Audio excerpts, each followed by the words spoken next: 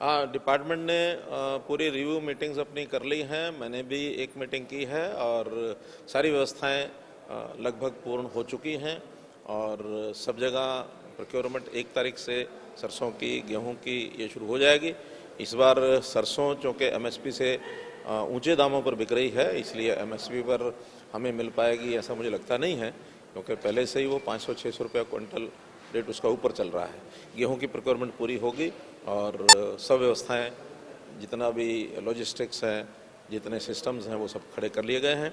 इस बार पेमेंट का जो विषय है, हमने कहा पहले भी कहा है और मैं फिर उस बात को दोहरा रहा हूँ कि पेमेंट सीधी किसानों के खाते में जाएगी।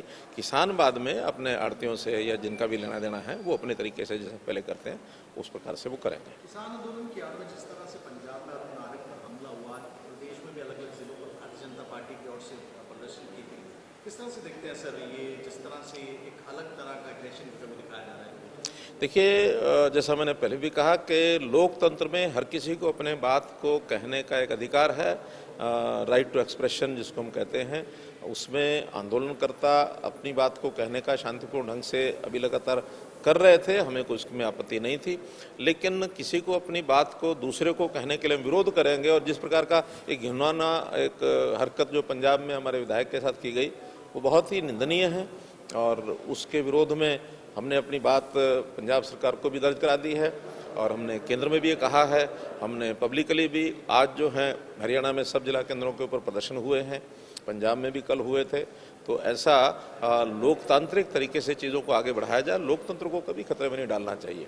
और ये मैं सभी जो भी लीडर्स हैं, जो भी राजनेता हैं, जो इस प्रकार के आंदोलन को चलाने में अगुआ रहते हैं, उनसे मेरी अपील है कि एक सीमा में रह करके अपनी बात को कहने का अधिकार सबको कहना चाहिए। मेरा कहना है कि किसी को भी कोई भी अग्रणी नेता होता है, चाहे वो राजनीतिक है चाहे गैर राजनीतिक है, ऐसी भाषा किसी को नहीं बोलनी चाहिए। ये अलोकतांत्रिक है और इससे सामाजिक वातावरण बिगड़ता है, तो इसलिए किसी को नहीं करनी चाहिए। जो करता है वो सीमा को लांघ के करता है।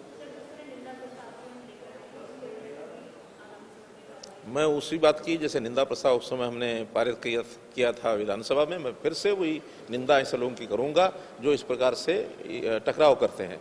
आज एक अच्छी बात यह है कि हमारे जितने प्रदर्शन हुए हैं उसमें किसी प्रकार का कोई टकराव नहीं हुआ है और उसमें उनके कुछ लीडर्स ने अपील भी की है कि हम भारतीय जनता पार्टी के ऐसे जो प्रदर्शन है उसमें कोई टकराव नहीं करेंगे। हर किसी को अपनी बात कहने का अधिकार है, वो भी कहेंगे, पार्टियां भी कहेंगी, कोई भी संगठन अपनी बात को कह सकता है। तो इसी में यही मर्यादा है कि कोई किसी के कार्यक्रम में अवरोध ना डाले।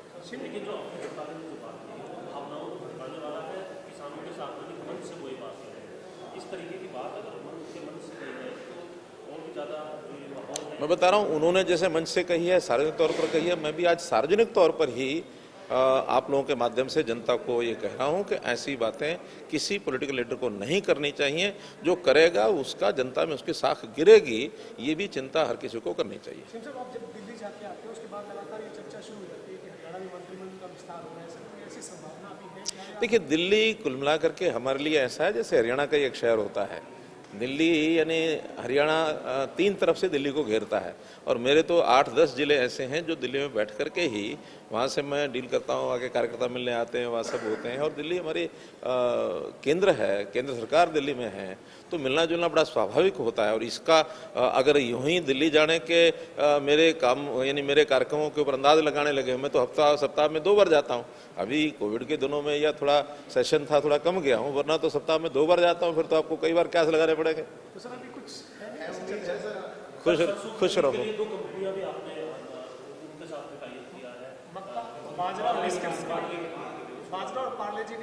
नहीं, टाई अप नहीं हुआ है, केवल उनसे बातचीत हुई है कि बाजरे की खपत के लिए वो भी आगे आए, क्योंकि जो ईटेबल्स जो भी बनाते हैं उन सबको कहा कि भी जितने ग्रेन्स का उपयोग करते हैं उसमें बाजरा जो है मोटा अनाज है, हमारे हरियाणा की उपज है और इसकी खपत बढ़नी चाहिए। और वैसे भी प्रधानमंत्री जी ने कहा कि 2023 को हम मिलेट ईयर मनाएंगे।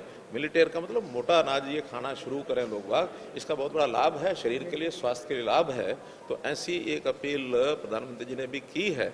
हम भी चाहते हैं कि भी ये बाजरा है, मक्का है, इस प्रकार के जितने अनाज हैं इसका उपयोग जनता में बढ़ना चाहिए। शरीर की जो बीमारियां हैं उससे घटेंगी, कम